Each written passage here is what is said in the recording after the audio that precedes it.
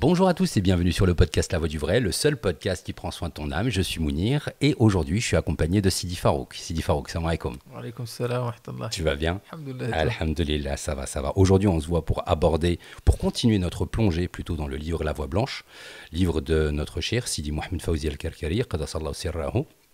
Dans les épisodes précédents, on avait traité l'avant-propos, on a parlé de la lumière dans le Coran, la lumière dans la Sunna. Et aujourd'hui, on se revoit pour la voix blanche dans la Sunna et, avec un petit peu de chance, la lumière et la voix blanche. Ça te va? Ouais, Inch'Allah. Bismillah. Alors, boum. Par quoi tu veux commencer? Non, on va suivre un peu la trame du livre, Bismillah. Inch'Allah. C'est parti. Donc, après les hadiths qui parlent de la lumière dans la sunna, on a donc la voix blanche dans la sunna. Et donc, par exemple, ça commence par un hadith où les compagnons disaient que ça ressemblait donc comme à un discours d'adieu, ce que disait le prophète sallallahu alayhi wa sallam. Et donc, il les a exhortés justement. En fait, il leur a dit qu'il nous avait laissé sur une voie blanche. Donc, et n'en diffère pas sa nuit de son jour. Donc là, en fait, on voit clairement que ça rejoint en fait ce qui est donc cette lumière dans le cœur, parce que si elle nous illumine le cœur, c'est le jour et la nuit en fait. Bien sûr. C'est non-stop. Et c'est pour ça d'ailleurs on dit, donc il y a une parole connue des Ahlullah, donc qui dit donc le Nawm al-Arif ibada, donc le sommeil du connaissant par Allah est une adoration. Pourquoi? Parce que justement son cœur est rempli de lumière. Et dans ce cas-là, en fait, le cœur, en fait, c'est comme si lui il continue à travailler, en fait. Et il est avec son Seigneur, même s'il dort. La voix blanche, pour reprendre le titre. La voix blanche, en arabe, Mahjat al-Bayda. Ouais. Tu connais le hadith? Tu as la précision du hadith qui justement parle de cette voix? Ça fait partie du. Il y a ce hadith-là qu'on vient de citer, là, qui dit, donc, qui parle de En arabe. Mahjatul Bayda.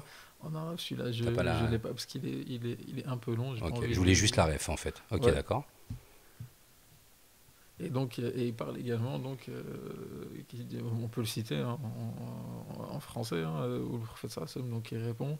Donc, il y a un compagnon, donc, son nom Irbad ibn Sariya, donc, radiyallahu anhu, qui dit, donc, le messager d'Allah sallallahu alayhi wa sallam, donc, dans le sens qui tenait une exhortation, qui a fait donc, remuer les cœurs et mouiller les yeux. Et donc, ils ont pensé à un discours d'adieu. Et à ce moment-là, ils lui ont demandé un conseil. Et là, le prophète sallallahu alayhi wa sallam, il a dit donc qu'il les avait laissés sur une voie blanche, Mahjatul Bayda, donc. Et sa nuit ne diffère pas de son jour et ne s'en écarte qu'un damné après moi. Donc on voit déjà l'importance et le caractère donc vraiment sacré, grave en fait de la chose. Quand par exemple, permets-moi de faire Vas-y, un vas-y. parallèle, quand par exemple, le fameux hadith dont tout le monde parle, je vous ai laissé le Coran et la Sunna. Donc, Oui. donc, on a déjà parlé de ce hadith, on a déjà donné la version la plus authentique de ce hadith. Mais là, clairement, il t'a pas dit je vous ai laissé le Coran et la Sunna. Là, il dit à ses compagnons-là, je vous ai laissé sur une voie blanche. Mm. Et quiconque s'en détourne, Il ne s'en détourne qu'un damné après moi. Donc la d'accord. damnation quoi. Ok. Là, Donc ça incombe aux croyants, ça incombe aux musulmans de rechercher cette voie blanche. clairement oui. Ok. C'est en plus une des dernières exhortations du prophète sallallahu alayhi wa sallam. Comme ça en public avec tout le plus grand nombre de compagnons possible. Ok. Et qui dit donc même derrière, donc celui qui vivra parmi vous verra beaucoup de divergences. Ben, on les a vus hein, durant l'histoire de la communauté musulmane. Et également donc il dit de s'en tenir à ce qu'on connaît de la sunna du prophète sallallahu alayhi wa sallam et de la sunna des donc les khulafa rashidun, donc les califes bien guidés. Donc on aime bien dire que il y a 4 califes donc bien guidés et puis il y en a qui en mettent un cinquième qui est Omar ibn Abdelaziz. Mais en fait là le prophète sallallahu alayhi wa sallam, quand il parle de ce hadith là il met pas en fait de fin dans le temps. Le calife, c'est le khalifa. Le khalifa, c'est Khalifat Allah sur terre. Khalifat Allah fi ardih. Et ça, en fait, il est toujours sur terre. Allah, dès qu'il a mis ce khilafa-là, il l'a toujours mis ensuite. Dès qu'il y en a un qui retourne à son Seigneur, il y en a un autre qui est là pour remplacer, en fait. Et c'est toujours comme ça. Khalifa est intemporel. Exactement. Ok. Ok. Pendant que tu me parlais, j'étais juste en train de me dire que Subhanallah, c'est le premier vrai livre, enfin, livre complet de Sidi Chir. Mm. C'est son premier. Donc, il base toute, toute la voie sur ça, en fait. Donc, on peut dire que la Tariqa Kerkeriya, ses fondements sont basés sur la lumière et sur la voie blanche. Bah, ça se rejoint, en fait. Oui, mais est-ce qu'on peut le dire comme ça? Bien sûr que ça se rejoint, tu pourras nous expliquer pourquoi. Toi et moi, on sait, Mm. mais est-ce que déjà on peut dire ça? Que la Tariqa Kerkeriya, elle est sur la voie blanche et que c'est, j'allais dire entre guillemets, le credo, tu vois, c'est l'orientation spirituelle que nous avons choisie. On peut dire ça. Ah bah, clairement, parce Ok. que le prophète sallallahu alayhi wa sallam, il dit même dans la suite du hadith, il dit donc tenez-vous à elle avec vos molaires en fait. Donc c'est vraiment c'est la base en fait. C'est ce qu'il faut rechercher, c'est une condition sine qua non aux croyants en fait. Il y a une autre version de ce hadith, par exemple, qui dirait la même chose, mais qui remplacerait Mahjat al-Bayda par Sunnah, par le mot Sunnah. Est-ce qu'il y a une autre version de ce hadith justement qui ne parle pas de Mahjat al-Bayda? Bah en fait à chaque fois de s'en tenir à quelque chose, bah, tu l'as cité en fait déjà tout à l'heure, hein, Taraktu fikum kitab Allah wa itratu ahli bayti. Donc je vous ai laissé parmi vous donc le livre d'Allah et donc la itra des gens de ma famille, l'élite des gens de ma famille. Et ben ça, concrètement, tout ça en fait le prophète sallallahu alayhi wa sallam, il lit tout ça ensemble. Et d'ailleurs sur la itra, etc. euh, tu prends le verset Innama yuridullahu liyudhiba ankum rijsa ahlil bayti wa yutahhirakum tathira.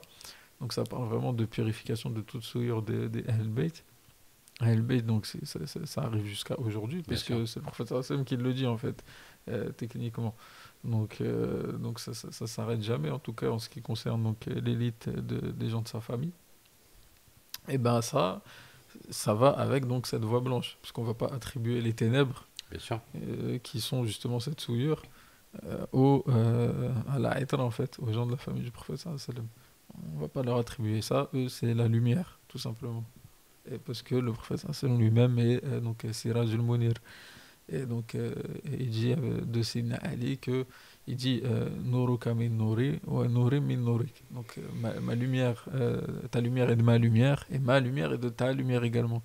Donc on a vraiment ce lien en fait entre les deux. Masha'Allah, on continue. Bismillah. La lumière dans la voie blanche? Ou tu veux encore reprendre le hadith de Ibn Majah, par exemple? Ouais, si tu veux, mais après en fait ça rejoint un peu, c'est des versions du hadith à chaque fois, parce qu'il y avait beaucoup de personnes qui étaient là à ce moment-là. Donc il dit donc le prophète sallallahu alayhi wa sallam jure par Allah donc qui nous a laissé sur une voie pareille à une blancheur. Donc sa nuit et son jour sont similaires. Bon, ben voilà, on y est quoi. C'est c'est des différentes versions parce que donc ça a été fait en public et pour marquer vraiment l'importance. En fait, moi, si je te pose la question, c'est parce que euh, dans le vocabulaire des franco-maghrébins ou des musulmans d'Europe ou de France, tout simplement, la voie blanche, c'est pas un concept, un terme qu'on entend souvent ou sur lequel on veut s'arrêter en fait. Tu vois, on peut le lire dans des recueils de hadiths, tu vois, mais on n'a pas ce temps de méditation sur ce que ça veut dire et ce temps d'arrêt justement. C'est pour ça que je te pose toutes ces questions et que je te dis mais est-ce qu'il y a un autre hadith, est-ce qu'il y a une autre version, est-ce que ceci, est-ce que cela, pour présenter au fait à notre auditeur que en fait c'est elle est présente partout en fait cette lumière. Non, mais clairement en fait, et si tu dis genre pourquoi en fait c'est dit qu'il n'y a pas de méditation etc. euh, Parce qu'en fait si ça devient pas concret pour toi, pourtant en fait la voie blanche c'est donc tu vas l'interpréter. Et c'est des bonnes interprétations en soi, c'est juste qu'en fait elles sont incomplètes. Puisque si tu dis la voie blanche, c'est en fait une voie préservée de toute erreur et qui suit le modèle prophétique, etc. Oui, en fait, tu dis des évidences et on peut que être d'accord avec ça. Et donc après, les commentaires en général, ils se basent sur ce genre d'interprétation. Mais le problème, c'est que c'est incomplet. Pourquoi c'est le mot, pourquoi c'est l'expression voix blanche qui est utilisée, tu vois? Mm. Pourquoi, en fait, après, c'est mis en lien avec d'autres choses? Pourquoi est-ce qu'on parle de lumière concrètement? Parce que on pourrait très bien juste parler de guidée et de suivi prophétique, comme c'est évoqué dans le Bien sûr, Coran à bien maintes et sûr. maintes reprises, comme c'est évoqué dans la Sunna à maintes et maintes reprises. Euh, mais là, en l'occurrence, c'est vraiment dit comme ça pour vraiment nous faire comprendre ce genre de choses. C'est quelque chose qu'on retrouve dans des traditions antérieures, cette lumière-là. Et pareil, en fait, toujours on parle d'illumination, de machin. Parce que si on commence à rentrer dans l'interprétation, on va rentrer dans la subjectivité, et on va rentrer à des choses, en fait, qui n'ont... en fait, il faut quelque chose de concret à un moment donné. C'est comme Sayyidina Ibrahim qui dit, donc on en a parlé une fois, il me semble. Donc il dit, il voulait demander à Allah comment il redonne vie aux morts. Et Allah il lui répond donc pourquoi tu n'es pas croyant, tu ne crois pas? C'est fait si, mais c'est pour apposer mon cœur. À un moment donné, en fait, il y a besoin de cette vision claire avec les yeux, avec il faut que ce soit un peu palpable, faut que ce Mhm. soit concret, Mhm. pas juste des paroles, métaphores ou je sais pas quoi. Il faut que ce soit vu par ce qu'on a comme, enfin, par la vue quoi, par les yeux. C'est ça qu'on doit rechercher. Et c'est pour ça que il dit Allah dans surat Al-An'am, donc وكذلك نري إبراهيم ملكوت السماوات والأرض وليكون من الموقنين. Donc, et ainsi avons-nous montré à Ibrahim le malakout des cieux et de la terre pour qu'il soit de ceux qui croient avec certitude.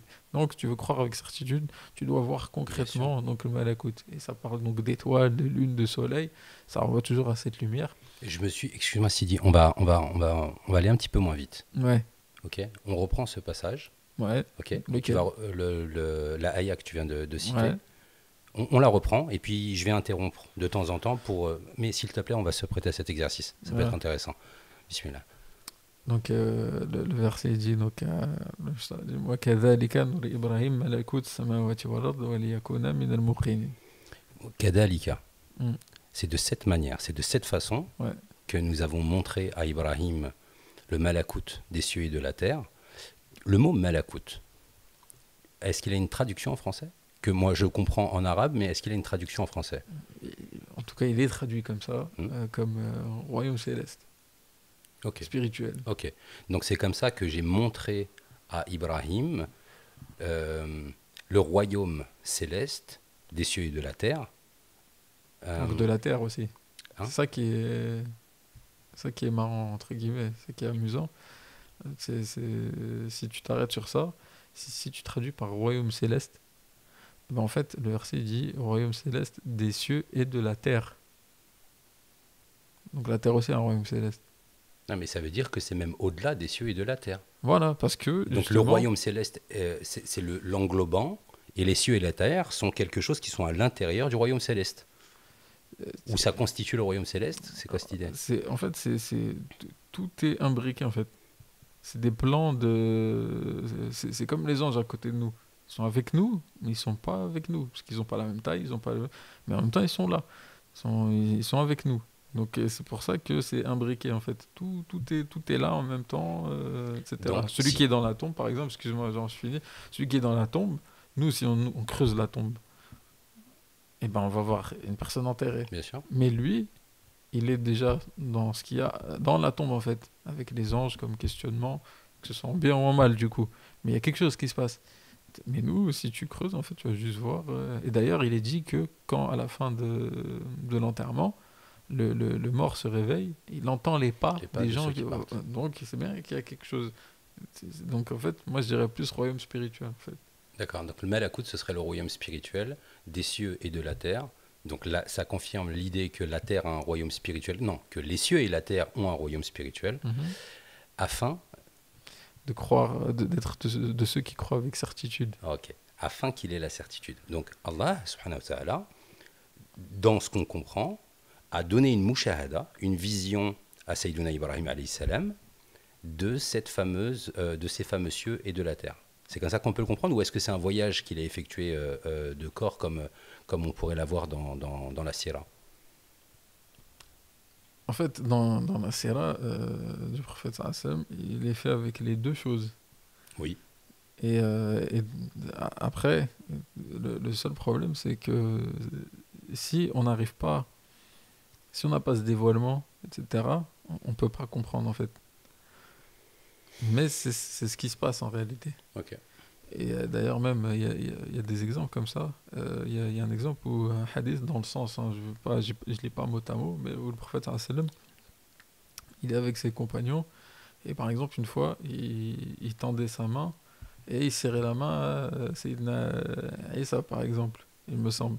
Et où il y avait un autre où il allait attraper une grappe de raisin du paradis, et il s'est retenu, et il a dit que justement, s'il avait juste pris celle-là, eh ben, il aurait nourri tout le monde, en fait, toute la terre.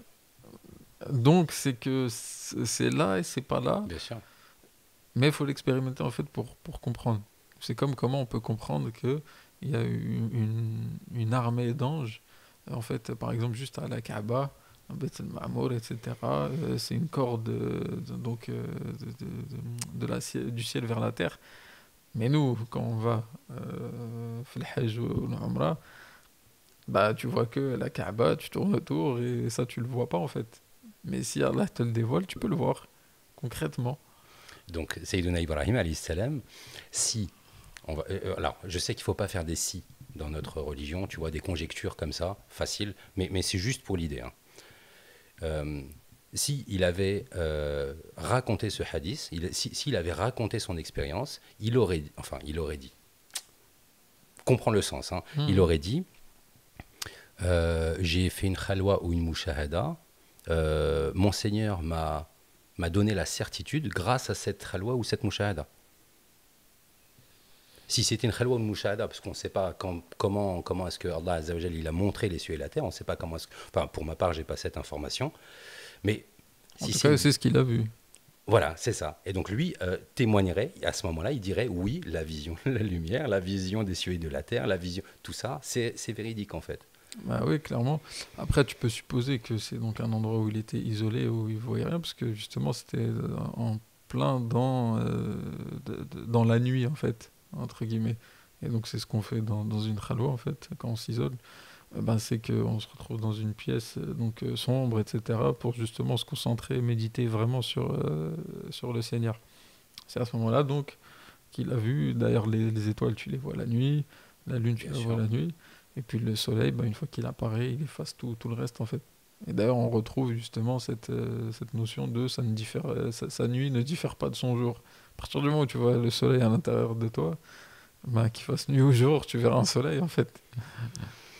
Ouais, la lumière et la voix blanche. On va parler un peu de An-Nur dans le vocabulaire de la tariqa. Donc ça, c'est un paragraphe qui est bien détaillé.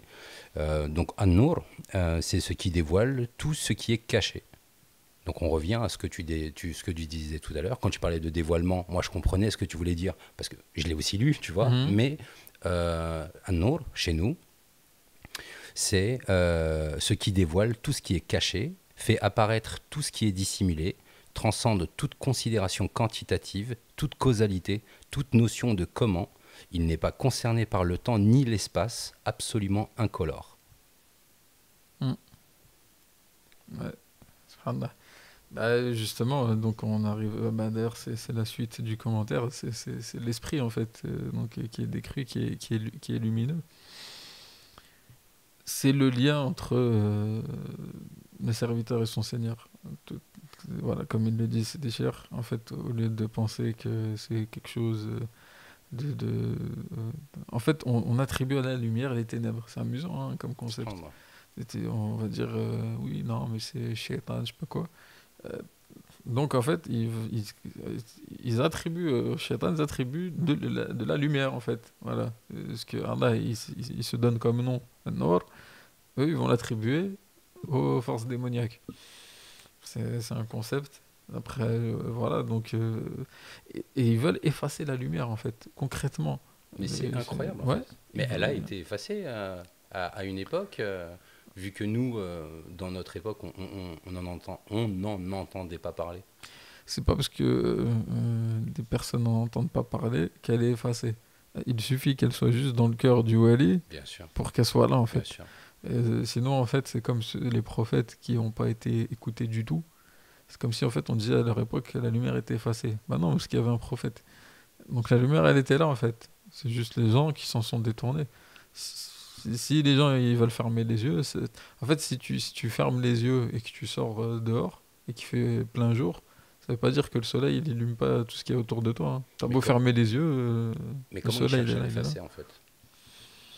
Bah en fait si- dire qu'il n'y a pas de lumière, déjà c'est enlever en fait la notion de miséricorde de Dieu concrètement, hein.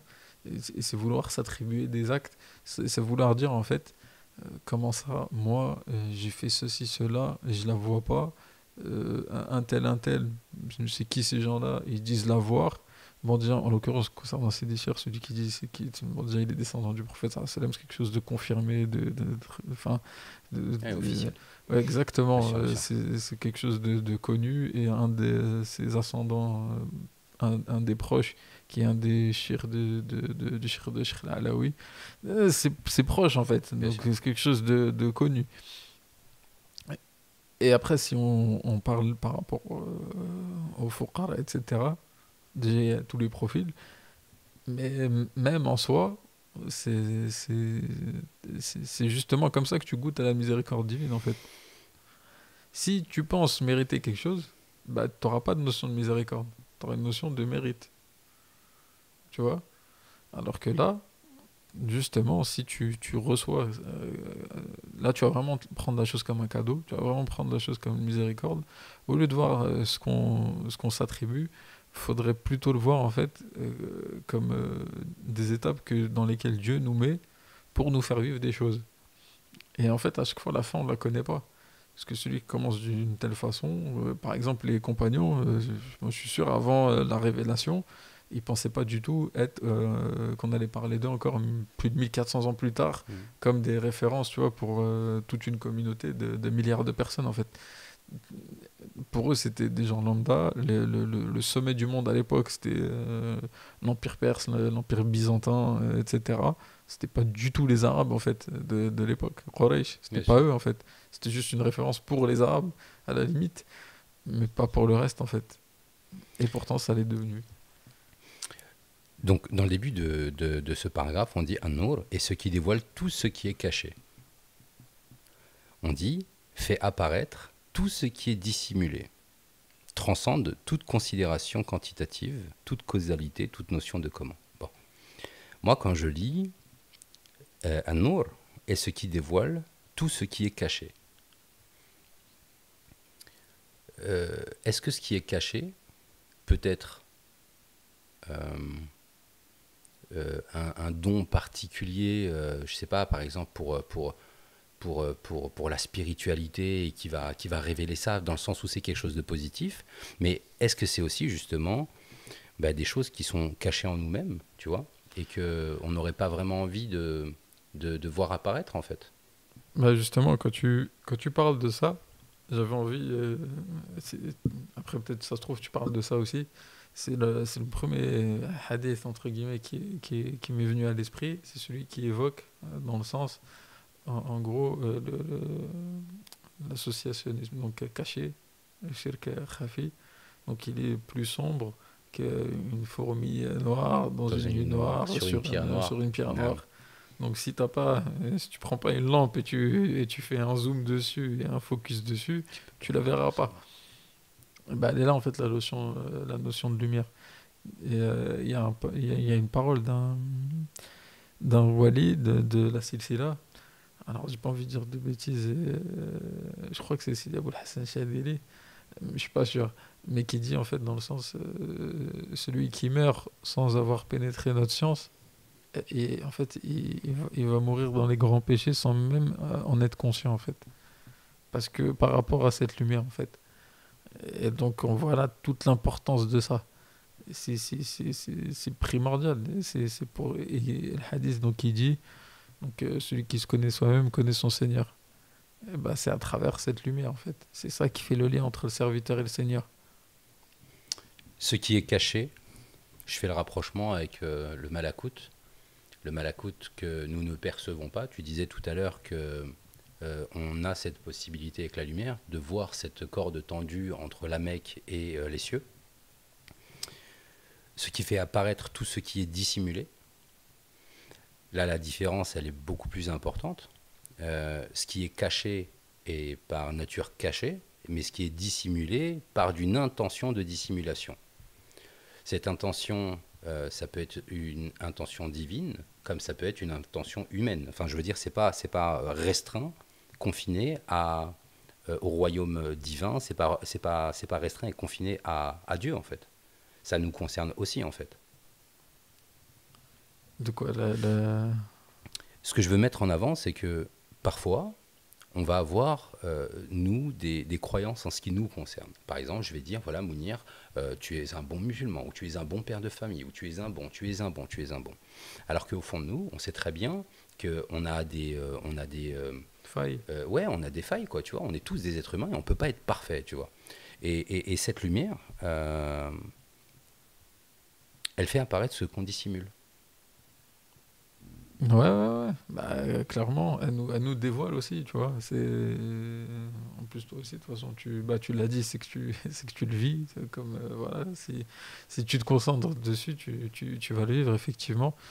Et d'ailleurs, il y a cette notion, donc, le croyant, le miroir de son frère. Il y a ce hadith-là, tu vois. Bah, si c'est sombre autour de toi, t'as beau mettre un miroir, en fait, il pourra se refléter que s'il y a de la lumière, Bien déjà. sûr, Sinon, tu verras rien. bien sûr.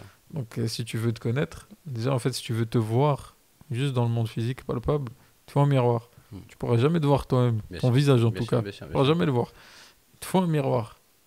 Et ben, c'est la même notion. Et en réalité, en fait, nous, on aime bien mettre les choses à l'envers.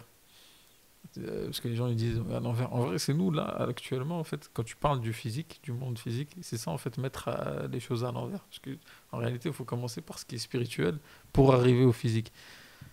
Euh, c'est d'abord, c'est parce que en fait, c'est- le miroir en fait, il peut être visible qu'avec de la lumière, que justement dans le monde physique, c'est aussi comme ça en fait. Donc, si tu veux retrouver ce qu'il y a en toi, bah, pareil, il faut que tu remettes de la lumière dans le cœur en fait. C'est exactement le point que je voulais aborder. C'est exactement le point que je voulais aborder parce que on est nombreux dans ces sociétés occidentalisées à avoir des intentions de rechercher au fond de nous-mêmes, en fait, de voir ce qui se passe au fond de nous-mêmes, en fait, pour différentes raisons, et ce, quelle que soit la croyance. Et en fait, un nour fera apparaître ce qui est dissimulé. Donc, je suis d'accord avec toi lorsque tu dis que le plan premier c'est un nour sur le plan du malakout, et que nous, on n'a pas spécialement, enfin, c'est pas on n'a pas spécialement, que le second plan que j'ai mis en avant, alors qu'il aurait dû rester en deuxième position, c'est le plan personnel, mais euh, l'homme euh, a vraiment pour ouais, habitude dans toute sa vie d'essayer de tout faire pour essayer de se connaître, en fait, tu vois. Et une fois qu'il se connaît, tu vois, notamment grâce à Nour, il peut connaître son Seigneur. Oui. Bah, c'est un de ces noms. Donc, si tu as donc, le reflet d'un de ces noms, bah, c'est comme ça que tu vas pouvoir connaître le nom. En fait, c'est justement ce moyen-là que Dieu nous a donné pour qu'on puisse donc être lié à lui, tu vois. Et c'est pour ça que donc le prophète sallallahu alayhi wa sallam nous dit donc je vous ai laissé donc le livre d'Allah et la itra. Le livre d'Allah c'est la lumière. Donc le Coran il est Lumière, lumière bien et sûr. c'est dit comme ça dans le Coran. Clairement il y a un verset qui le dit clairement que ce soit l'iman ou le kitab. Donc Dieu il a dit nous en avons fait une lumière. Donc, tu vois, donc tu veux connaître, il te faut la lumière. C'est clair et net. Et en fait, cette chose-là, tu peux. Normalement, un truc aussi gros, non, tu devrais essayer d'aller expérimenter. Et ceux qui ont vraiment cette fibre-là d'expérimenter les choses, en général, c'est des gens qui savent. C'est la démarche scientifique, en fait. C'est d'expérimenter des choses. Justement, s'ils apprennent que ça renferme une science ou quoi que ce soit, ça va les intéresser, en fait. Bien sûr, Si ça dépasse un peu leur compréhension et que c'est vérifiable, ils vont pas se gêner, ils vont aller vérifier. bien sûr. Euh, donc ça, c'est vraiment une démarche scientifique. Par contre, la démarche qui juste consiste à rejeter, alors que la vérification, elle est accessible, ça, c'est une démarche d'ignorance. C'est vraiment ça, l'ignorance, en fait. C'est et c'est pour ça que Abu Jahl, il était appelé Abu Jahl, pas parce qu'il était débile ou stupide ou moche ou tout ce qu'on veut. Au contraire, c'était la référence de son époque dans son peuple. Et il était appelé d'ailleurs Abu al-Hakam, donc si on traduit mot à mot, fait donc le père de la sagesse. Et après, donc ça a été traduit donc par le père de l'ignorance. Mais c'est justement en fait parce que lui, il a tout fait pour que personne n'aille vérifier en fait. C'est genre en gros, je rejette direct parce que ça me dérange. Ça dérange mon ego, ça dérange mon statut, ça dérange donc ma Mes affaires, position sociale, bien sûr. ça dérange tout. Et si je vais vérifier, je suis fini puisque je sais que c'est vrai. Et je vais pas risquer en fait et je veux que personne d'autre d'ailleurs aille vérifier. Ça, c'est de l'ignorance en fait. Alors que pourtant, si on lit dans la Sera, tu avais l'impression qu'il a tout compris. Juste, il a dit non, je veux pas et je veux que personne n'aille voir. Alors que justement, une vraie démarche de sagesse et scientifique, c'est justement D'aller d'aller vérifier, vérifier bien sûr. soi-même. Dans le hadith que tu as cité tout à l'heure, quand tu disais que le mu'min est le miroir de son frère, moi je fais un rapprochement avec le fait que le prophète alayhi salam avait dit que Al-Iman, c'est une lumière placée dans le cœur du croyant. Et quand je prends ces deux-là, je me dis quoi? Je me dis que le miroir, il peut faire office de miroir que s'il accepte de s'effacer complètement pour ne laisser apparaître que la réalité de la personne qui est en face de lui. Comment est-ce que le mu'min peut réussir à atteindre ce statut de miroir en fait? Comment est-ce qu'il peut faire pour s'effacer de manière à laisser apparaître la chose? Est-ce que c'est le mu'min qui fait ça? Ou est-ce que c'est la lumière qui est plantée dans le cœur du mu'min qui agit? En fait, c'est donc le mu'min mir'ata akhi, donc le croyant est le miroir de son frère. Déjà, le al-mu'min, déjà, c'est un nom divin. Et celui qui donc s'est plongé parfaitement dans ce nom divin, c'est le wali de l'époque. Donc il peut être prophète ou messager, ou il peut être simplement wali. Et donc là, le wali, en fait, justement, il est pour les croyants. C'est pour ça qu'en fait, d'ailleurs, le hadith, il est complètement lié au verset qui dit donc Allah wali alladhina amanu yukhrijuhum min adh-dhulumati ila an-nur. Donc Allah est le wali de ceux qui ont l'iman. Donc ladina amanu. Ça concerne les croyants, ça concerne pas c'est pas Aslamo, de, ouais. c'est pas ouais. C'est pas Slamo, c'est pas Nas, c'est pas. C'est Ladina Amanu. Euh, Donc si tu le mets, donc le croyant est le miroir de son frère. Donc là, on est toujours pareil. Cette notion de miroir, elle va être perceptible.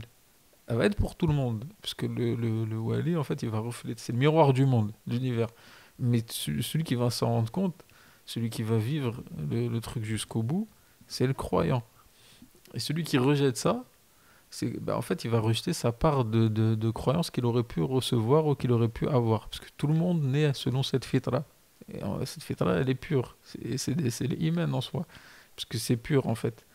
Et c'est pour ça que le professeur Hassan dit tout être humain naît, genre, musulman, concrètement pur, croyant. Et donc, quand on veut refuser cette réalité qui nous est balancée au visage, mais en fait, justement, c'est comme si on refuse cette part donc, de Iman qui a pu rester en nous, en fait. Et c'est là, en fait, où on a tout le sens du mot, donc donc le kafir, etc. C'est pas juste. On est vraiment dans un autre sens plus élevé. Pas comme il est dit aujourd'hui, dès que tu es dans un pays non musulman, je sais pas quoi, ouais, les koufars, je sais pas quoi. Non, c'est pas aussi simple. C'est pas, sinon, en fait, tu vis reclus, renfermé, tout le monde est le mal absolu, toi, tu es le sauvé, alors que tu n'as aucune preuve de ça concrètement dans ton cœur. Bien sûr. Tu as juste peut-être une preuve dans des actes, mais les actes, ils font pas. D'ailleurs, ils font pas la vérité, les actes. C'est en partie, ça fait partie du suivi de la vérité, mais ça en fait pas la vérité en soi. D'ailleurs, les premiers à rentrer en enfer, c'est le savant qui a pris juste par ostentation. Pareil pour le martyr. Le dernier, Généreux, celui qui a donné ouais, enfin, pour qu'on dise il est en tout généreux. cas, tout ça, c'est des gens qui ont fait des actes exceptionnels en apparence. Mm. Mais en réalité, Dieu, en fait, il nous montre que ces gens-là, c'est les premiers à rentrer en enfer. Alors que l'acte, il est en soi excellent. Mm. Mais, comme à l'intérieur, il n'y a pas donc cette envie déjà de rendre tout au Seigneur qui nous a tout donné et d'avoir voulu donc les biens mondains ou donc la gloire ou peu importe, et ben ça donne le résultat qu'on connaît. Et donc, qu'est-ce que ça veut dire ça, enfin, et donc, est-ce que ça peut vouloir dire aussi que si je veux réellement, moi, savoir, par exemple, là, j'ai l'impression d'être habillé correctement, tu vois, pour savoir, je vais naturellement me placer devant un miroir et dire, ok, tu es habillé correctement, etc., etc. Donc, je vais naturellement aller chercher une confirmation auprès de ce miroir. Moi, si par exemple j'ai la prétention de dire que je suis un mu'min, un musulman, ou un niveau quel qu'il soit, un alim, un tout ce quoi, tout ce à quoi je vais prétendre, tu vois. En réalité, ton Seigneur, il est en train de te dire, cherche un mu'min à côté de toi, et ce mu'min va te montrer ta réalité. C'est ça que ça veut dire? Ouais, clairement. Donc il incombe même à monsieur tout le monde qui aurait des prétentions de niveau islamique, j'ai appris ça, je suis ça, je suis ça, je suis ça. En fait, son Seigneur lui dit, hop, attends, trouve-toi un mu'min, entre guillemets, hein, trouve-toi un mu'min, tu vois, trouve-toi un miroir. Mais cherche le mu'min qui va montrer ta réalité. Et peut-être que ta réalité, quand tu vas voir le mu'min, que tu le veuilles ou non, c'est peut-être lui qui va venir à toi.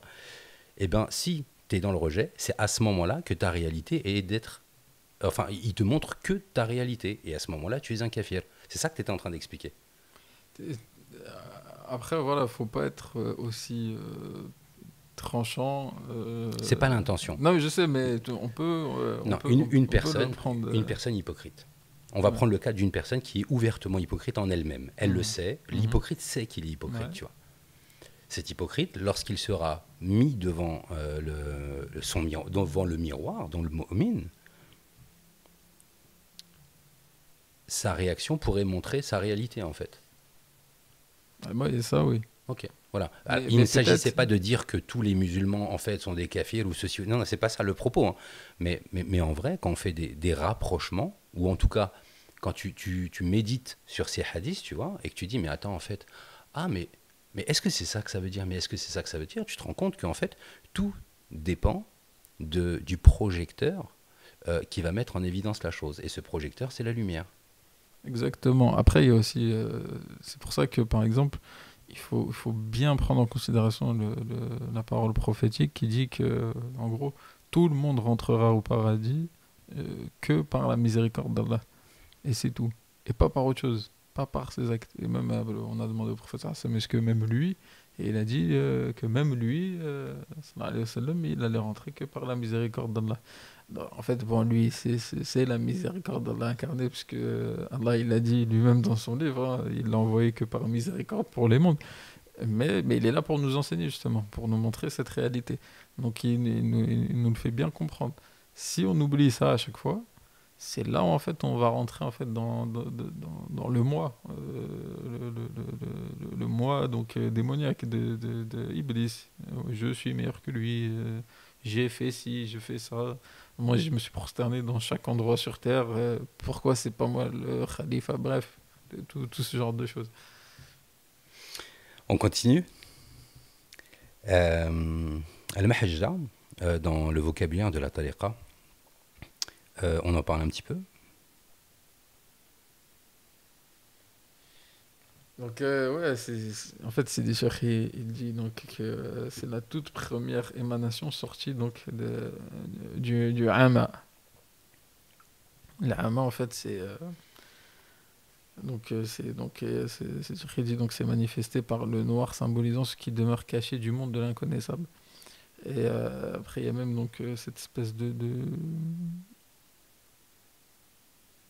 nuée, un peu, Substance, ouais, voilà, consistance. et qu'on voit en fait, mais subtilement. Et donc c'est ça qui sort comme émanation de cet endroit-là pour justement nous ramener vers Dieu. Parce que sinon, en fait, il demeure caché concrètement. Et ben ça nous donne, si tu vois cette émanation-là, bah, ça te donne ta qibla en fait, là où il faut se diriger. Et d'ailleurs, le prophète sallallahu alayhi wa sallam, il dit il a tracé donc un trait dans le sable. Il a dit donc voici la voie d'Allah et il l'a fait comme ça, donc vers lui en fait. Et donc il a dit qu'il fallait la suivre et que autour, donc il a tracé des petits traits qui étaient donc les sentiers perdus. Et à la tête de laquelle à chaque fois il y a un shaitan qui appelle à sa nefs. On en revient toujours à cette notion d'orgueil, de moi. Et chacun il appelle à lui-même en fait, en dehors du lui suprême qui est Dieu. Et qui est dont le prophète sallallahu alayhi wa sallam est le représentant, ainsi que tous les prophètes qui l'ont précédé, etc. Al-Mahajat al-Baïda, c'est la voie permettant de se débarrasser des plus infimes marques d'associationnisme. Donc la voie blanche, c'est ce qui va t'éloigner du shirk. C'est ce qui va te ramener à la sincérité en fait. Ouais. Et il y a un truc qui est vraiment amusant pour le coup, c'est que tous les détracteurs de la voie vont prendre cet argument-là, ou cette accusation-là. Il reflète que même. C'est pour ça que je dis c'est marrant, en fait. Tu vois, ils auraient pu... Enfin, ils pourraient dire d'autres choses, tu vois. Mais c'est ça. Oui, C'est de ça dont ils parlent, tu vois.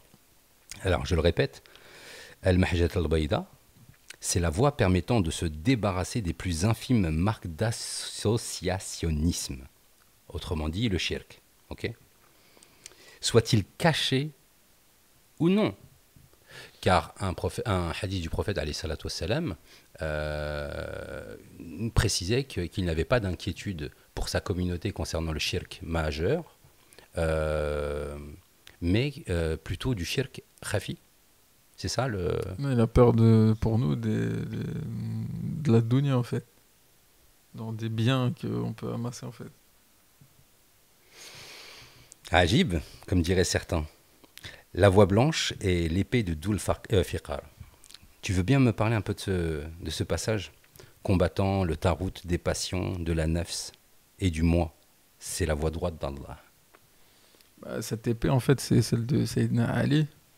Et d'ailleurs dans un hadith précédent qui est cité dans le livre, donc rapporté par Abu Naïm dans Hilyat al-Awliya, donc il est dit selon Hudayfa ibn al-Yaman, donc radiyallahu anhu, Rasulullah sallallahu alayhi wa sallam a dit si vous prenez donc Ali comme successeur, et je ne pense pas que vous le ferez, vous le trouverez comme un guide bien guidé et il vous portera sur la voie blanche.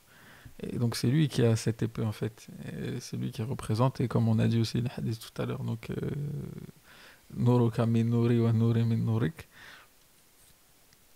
et qu'il est de la famille du prophète sallam, et que bon, après on va nous dire, parce que dès qu'on parle de la famille du prophète sallam, l'argument qui sort tout de suite c'est les chiites.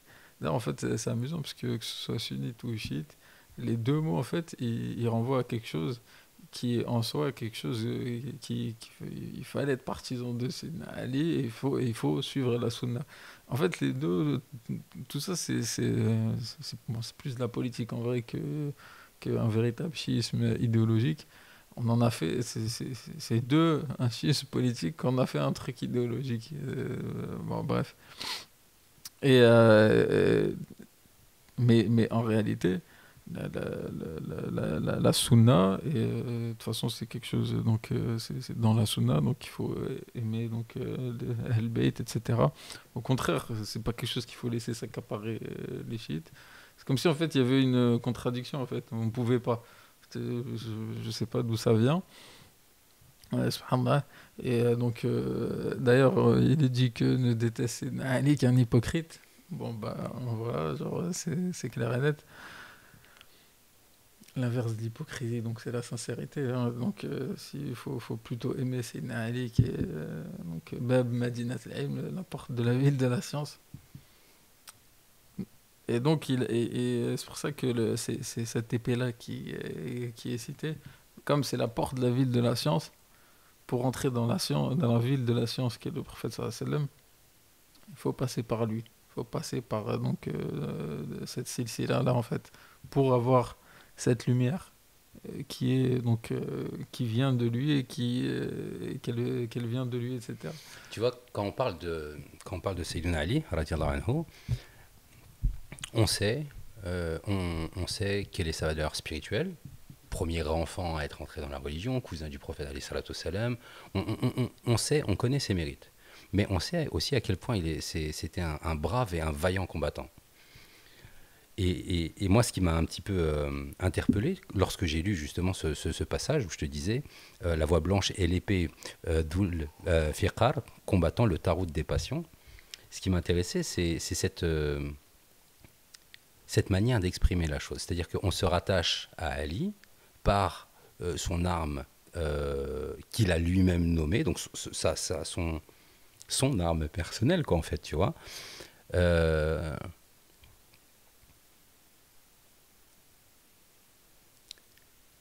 Combattant le tarout des passions, de la nefs et du moi. C'est-à-dire que, en fait, celui qui prend cette arme-là, en fait, il est voué à combattre ses passions, sa nefs, combattre, pardon, le tarout de mes passions, de la nefs et du moi. Et juste après, Sichir dit, c'est la voie droite d'Allah. Donc la voie droite d'Allah, c'est le djihad al-nafs. Le djihad al-nafs, si tu y vas avec un bâton de pèlerin, tu vas vite fait faire demi-tour. Pour y aller, il faut avoir une arme puissante, une arme qui va te permettre de pouvoir y aller, tu vois. Après, ça dépend, hein, le bâton, il peut être bien aussi. Oui, il peut être bien aussi. Il peut être bien aussi. Tu as raison. Il peut être bien, en effet. Mais en fait, tu vois ce que je veux dire. Moi, ce qui m'interpelle, en fait, c'est vraiment le fait que, déjà, là-dedans, on est en train de te dire que la lumière, elle va dévoiler ce qui est caché, ce qui est dissimulé. Moi, je le prends en moi-même, tu vois. Je le prends pas dans l'univers. Là, je mets de côté le malakout des cieux et de la terre, tu vois. Moi, quand je lis ça, ma lecture personnelle, c'est ça, en fait. Tout se ramène, tout est renvoyé à moi. Et surtout, avec ce complément, la voix blanche et l'épée, combattant le tarout des passions de la nefs, parce que la nefs, elle est forcément liée à une personne, et du moi, c'est la voie droite d'Allah. Donc si tu veux combattre, tu dois suivre. Enfin, si tu veux faire ton djihad al-nefs, le djihad akbar, il faut que tu sois armé. Et armé par quoi? Par cette mahjad al-bayda. C'est ça que ça veut dire. Oui, bah, clairement. Et cette mahjad al-bayda, donc là, en gros, ce qui est évoqué, ben, c'est qu'elle passe par une chaîne de transmission qui renvoie, donc qui passe par Sayyidina Ali et qui arrive au prophète sallallahu alayhi wa sallam. Et là, vraiment, tu pourras donc pénétrer donc, la ville de la science. Sinon, en fait, bah, si tu ne sais pas comment ça marche, bah, tu n'y arriveras pas. Mhm. Et tu peux tomber donc, dans toutes ces choses-là qui sont évoquées. Et tu vas pas réaliser donc, cet ikhlas. L'ikhlas, en fait, d'ailleurs, c'est... Si tu prends l'ikhlas, tu prends la sourate, en fait. Et elle dit tout. À aucun moment, la sourate l'ikhlas, elle parle de soi-même. Elle parle que de Dieu.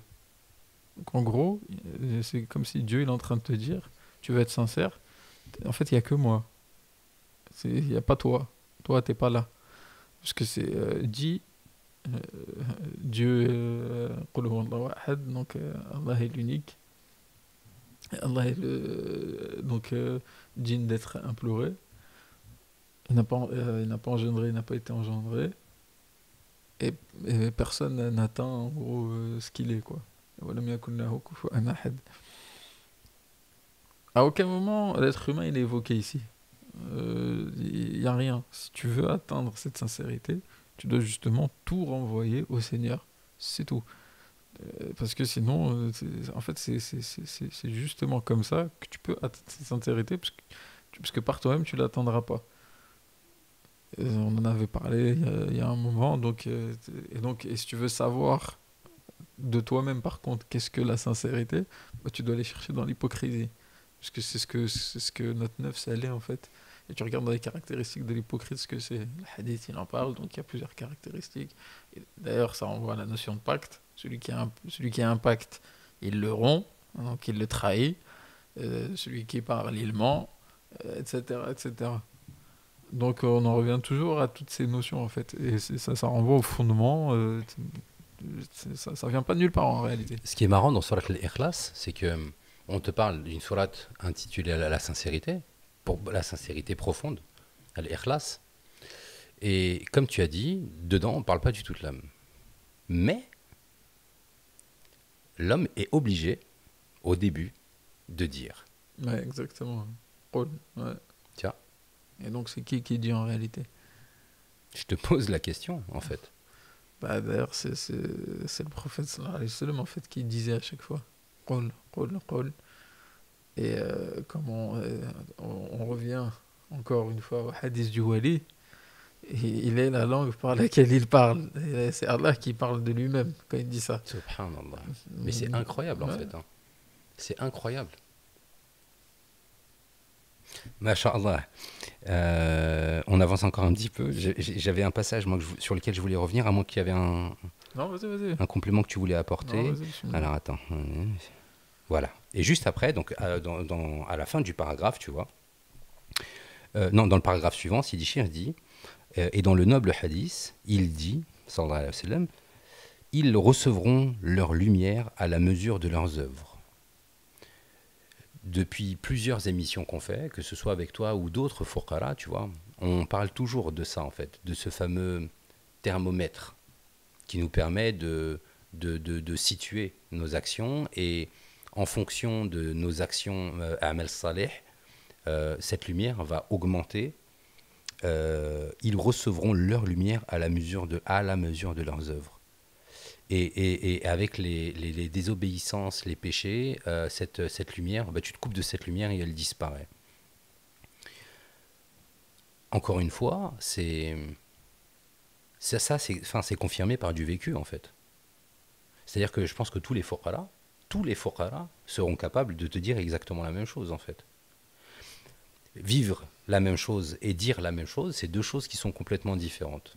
Donc non seulement cette voie te permet de mettre en lumière un certain nombre d'aspects des cieux, de la terre, de ta propre personne, de ta nafs, cette voie sera l'épée qui va te permettre de combattre les taroutes de tes passions, etc., etc. Mais elle va aussi te donner en fonction de ce que tu vas faire en fait. Tu vas recevoir en fonction de ce que tu vas faire. Moi, je trouve ça... moi, ça me fait un petit peu... Ça m'inquiète un peu, en fait. Parce que celui qui ne fait rien, en fait, celui qui fait, naturellement, il va avoir. Mais celui qui ne fait pas, au bout d'un moment, qu'est-ce qui se passe? Non, celui qui fait, il va pas naturellement avoir non plus. Mais pourquoi est-ce qu'on dit ils recevront leur lumière à la mesure de leurs œuvres? En fait, c'est pas, comment on dit, c'est pas, en fait, quand on dit quelque chose, des fois, la réciproque n'est pas vraie. C'est pas parce que tu fais que tu vas recevoir. Mais si tu reçois, c'est que tu as fait. Ok. Tu vois? Et il y a, je crois que c'est Sidna Ali qui dit une parole comme ça. En gros, il faut faire en ayant la certitude que ce que tu fais ne sert à rien. Tu vois, alors, on en revient d'ailleurs au hadith qui parle de ceux qui rentreront en enfer en premier. Ce sont des gens qui ont fait peut-être même plus que ceux qui vont recevoir la lumière à la mesure comparable à une montagne. Ils ont fait des choses incroyables, mais ils vont se retrouver à aller en enfer. Ouais. Et pourtant, ils ont fait des œuvres qui sont considérées comme exceptionnelles. Et d'ailleurs, il y a des versets qui parlent de ça dans Surat Al-Kahf, que d'ailleurs on doit réciter chaque vendredi et qui donne une lumière entre Bien les deux sûr. vendredis. Non, c'est bon à savoir, tu vois, de rappeler. En plus, on est vendredi là, au moment où on tourne. Et ben, ils disent en fait ceux qui sont le plus euh, à même en fait de se tromper en fait, on va dire. En fait, c'est ceux qui croient bien faire, alors que non. Donc ils y croient en fait un peu, mais en fait tout ce qu'ils sont en train de faire c'est en vain. Et ils s'en rendent pas compte en fait, parce que justement ils sont complètement plongés dans leur soi, dans leur moi. Voilà. Il y a un passage juste après où on parle du Sirat. Et moi, je propose que ce soit le début du prochain épisode, en fait. Inch'Allah. Euh, Juste avant Sidi Chir dit toujours, d'autres recevront une lumière encore plus imposante. Certains recevront une lumière comparable à un palmier à leur droite, tandis que d'autres recevront à leur droite une lumière moins imposante que celle-ci, jusqu'à ce que le dernier à qui l'on remette sa lumière la reçoive sur l'ongle de son orteil, tantôt s'illuminant, tantôt s'éteignant. Tu me dis ce que ça t'inspire, ou ta compréhension, parce que je trouve que c'est très philosophique, poétique, mais pas très très concret en fait. Bah, en Juste sur fait, ce passage en fait, si c'est possible. euh, Comment est-ce que moi je comprends ça en fait? bah, tu le comprends à la mesure de la lumière en fait. En fait, c'est vraiment comme ça. Ça apparaît à cet endroit-là, par exemple, ce qui dit donc sur l'ongle de l'orteil, ça va apparaître là. Quand tu vas marcher, tu vas voir, ça va apparaître. Et ça s'éteint et ça se rallume. Et dès que ça s'éteint, t'as pas envie d'avancer parce que tu vois rien, t'as peur de tomber. Et dès que ça s'allume, ah bah c'est bon, la lumière est revenue, je peux avancer. Sidi, Barakallahu Fik, on est maintenant arrivé au terme de cette émission. Oui, je sais. Ce fut un vrai plaisir. On Oui, commence pour le prochain cours, pour la prochaine émission, Inch'Allah, sur Sirat. Inch'Allah. D'accord. Et puis on continue à dérouler Vas-y, sur les livres. Ça roule. ça marche. Sidi, Inch'Allah. Farok, Barakallahu Fik. On va fixer. Et bonne fin de Ramadan à tous. On va Inch'Allah. conclure cet épisode par la plus belle des salutations. Cette salutation est celle de l'islam. Assalamu alaikum wa rahmatullahi wa barakatuh. Wa alaykoum salam wa rahmatullahi wa barakatuh.